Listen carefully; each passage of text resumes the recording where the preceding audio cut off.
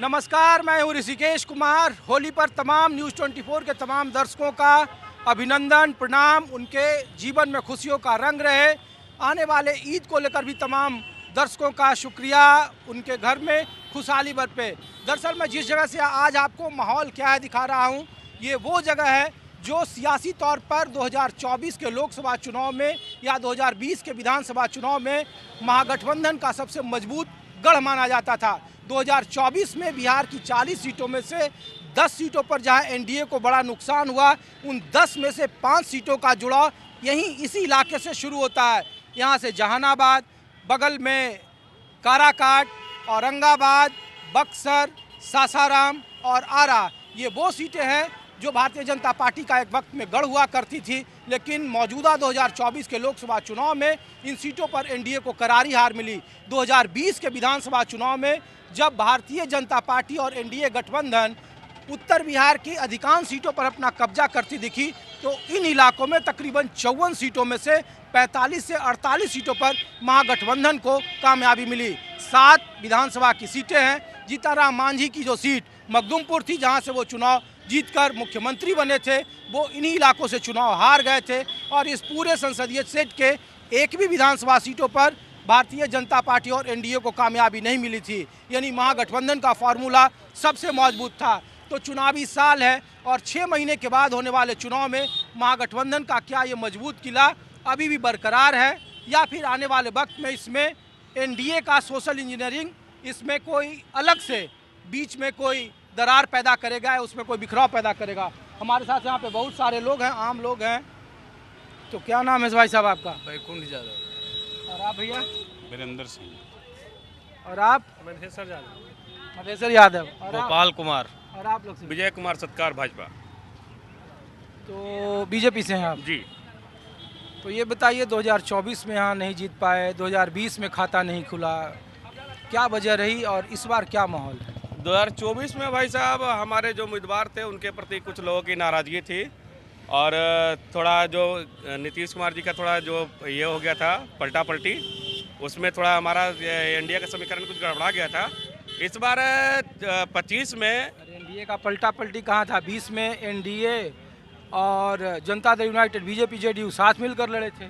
20 में तो मजबूत थे, तब भी आपका खाता नहीं खुला। मैं सवाल ये है। हाँ, 20 में हमारा उम्मीदवार जो पूर्व शिक्षा मंत्री थे कृष्णनंदन वर्मा जी, वो उन्होंने थोड़ा अपने क्षेत्र में भ्रमण नहीं कर पाया, लोगों में नाराजगी थी। इस बार लोकल कैंडिडेट आएंगे तो हम 2025 में 225 का टारगेट, जहानाबाद से भी कमल या तीर या बंगला, कोई भी हेलीकॉप्टर, कड़ाई, जो भी आएगा उसको भरपूर वोट दे करके हम लोग जिताने का काम करेंगे। अच्छा, आप बताइए भाई साहब, 24 में भी सूखा, 20 में भी यहाँ से कोई बोहनी तक नहीं खुला, तो लोग पूछ रहे हैं कि बड़ा ये महागठबंधन का सबसे मजबूत गढ़ है, जहाँ सब विधानसभा की सीटें, लोकसभा की सीटें, इस इलाके में जितनी सीटें थी तकरीबन सभी एनडीए हार गई। बड़े बड़े नेता आरके सिंह मंत्री बक्सर में, औरंगाबाद, चित्तौड़गढ़। इसका मूलतः यह कारण है न कि हम अपनी बातों को जनता के बीच में, यह जो ठगबंधन बनी है, ये जो जुगाड़ करके अपनी गठबंधन को बनाए हुए हैं, ये संविधान के प्रति और आम भावुक लोगों के प्रति, हम जिस जिले में आप खड़ा हैं यहाँ के लोग बहुत भावुक हैं। इन्होंने जो एक दुष्प्रचार फैलाया संविधान बदल देने की, इस बातों को उन्होंने इतनी गहराई से रखा कि जैसे पिछले दरवाजे से कोई चोर रात में चोरी करके चला जाता है, इस बात को विश्वास दिलाने में कामयाब हो गए उस भोली भाली जनता को कि अगर हमारी सरकार आएगी तो संविधान बदलने का कार्य करेंगे। तो संविधान बदलने का नारा तो लोकसभा चुनाव में दिया गया, 2020 में कौन सा नारा था? 2020 में ऐसा था कि जिसको यहाँ उम्मीदवार दी गई थी ना, अब आज की जो जनमानस है वो विकास पर विश्वास करती है, जातिवाद पर नहीं। तो हमारे जो उम्मीदवार दिए गए थे एनडीए गठबंधन के द्वारा, उनके द्वारा विकास में कुछ त्रुटियां रह गई थी, जिसके चलते जनमानस में कुछ द्वेष था, इसके चलते हमारा सीट वो लूज हुआ। आप बताओ भाई, क्या है इस बार का चुनावी माहौल बिहार में? 5 साल मंत्री रहने के बावजूद उनका क्षेत्र में उनकी पकड़ नहीं हो पाई और जहानाबाद विधानसभा से चुनाव लड़ने चले आए। 5 साल घोसी में रहे, बट घोसी के जनता को दिलों पे नहीं ले पाए, और उसके बाद घोसी से चुनाव नहीं लड़के जहानाबाद से चुनाव लड़ने का फैसला किया। इसलिए जहानाबाद विधानसभा की जनता उनको नकार रही थी कि नहीं, हम आपको वोट नहीं करेंगे। जिले में क्या स्थिति रहेगा? इस बार लोकसभा जिले में में- साफ इस बार है, जिले खाता में- नहीं खुला बीजेपी नहीं का। नहीं, इस बार बीजेपी गठबंधन यहाँ से चुनाव जीत रही है और हमारा नारा है इस बार 2025 में 225 सीट पे चुनाव भरपूर जीत रहे हैं। अरे 400 पार का भी नारा था। नहीं, 400 पार की नारा था, फिर भी हम लोग सरकार में आए, गठबंधन की सरकार बनी। इस बार 2025 में 225 सीट पे बिहार में एनडीए गठबंधन की सरकार बनेगी। आप बताइए यादव जी, ये सब लोग कहता है कि सबसे मजबूत गढ़ था, 24 में आप लोगों ने साफ कर दिया, 20 में साफ कर दिया, तो महागठबंधन का यहाँ बहुत मजबूत है। अभी पूरे ही बिहार में भाजपा गठबंधन है, सफाया हो जाएगा।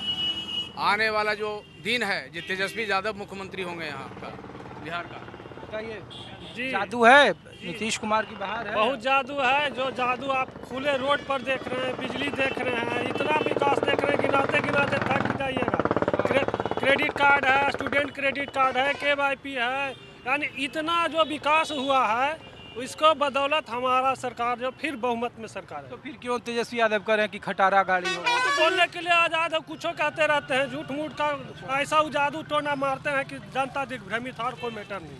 बताइए भाई साहब। हमारे राजद के जो बड़े भाई हैं बैकुंठ यादव जी, वो कह रहे थे कि महागठबंधन का जहानाबाद गढ़ है। पूछिए तो कि इनके MP आंकड़ा तो वही है। मैं आंकड़ा बता रहा हूँ भाई साहब, जबरदस्ती करने से नहीं ना, मैं आंकड़ा बता रहा हूँ। पूछिए तो कि MP कितने सालों के बाद ये जीते हैं। MP में खाता नहीं खुल रहा था, अब जहानाबाद को महागठबंधन का गढ़ बता रहे हैं। इस बार कुछ संविधान बदलने का तो सगुफा छोड़ करके ये चुनाव जीते हैं कि 400 आ जाएगा तो नरेंद्र मोदी जी संविधान खत्म कर देंगे।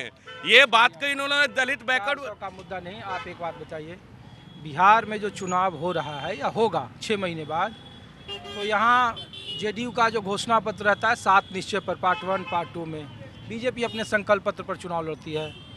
आप लोग जब ग्राउंड में जाते हैं तो आपके कार्यकर्ता आपसे क्या पूछते हैं कि क्या नीतीश कुमार इस बार मुख्यमंत्री रहेंगे या बीजेपी यहाँ क्यों नहीं मुख्यमंत्री बन पा रही है? इस तरीके का सवाल पूछते हैं तो आप लोग क्या जवाब देते हैं? एक राजनीतिक दल के कार्यकर्ता के नाते हमारे कार्यकर्ता तो कहते हैं कि हमारा कोई विधायक जहानाबाद में हो, लेकिन भाई साहब हमारे पूछता होगा नहीं, जैसे लोग पूछते हैं कि अरे नीतीश कुमार को क्या लगता है हटा देगा क्या बीजेपी? जो बहुत सारे यहाँ जो वोटर हैं, जो हम लोग घूमते हैं, पूछते हैं, तो बिहार में क्या ऐसी जब इस तरीके से बात होती है तो आप लोग क्या तर्क देते हो? हम लोग तर्क देते हैं कि जो हमारा केंद्रीय नेतृत्व तय करेगा, जो हमारे प्रदेश नेतृत्व तय करेगा, उसके साथ है कार्यकर्ता। हम लोग थोड़ी है कि लालू यादव कह रहे हैं ये तो ये नहीं कर रहा ही। हम लोग का संविधान, हम लोग कार्यकर्ता अपने पार्टी का और विचारधारा से चलता है। जो पार्टी का जो केंद्रीय नेतृत्व का कहना होगा उसको हम लोग मानेंगे। ठीक है, शुक्रिया। मुख्यमंत्री नीतीश कुमार होंगे। क्या नाम है सर आपका?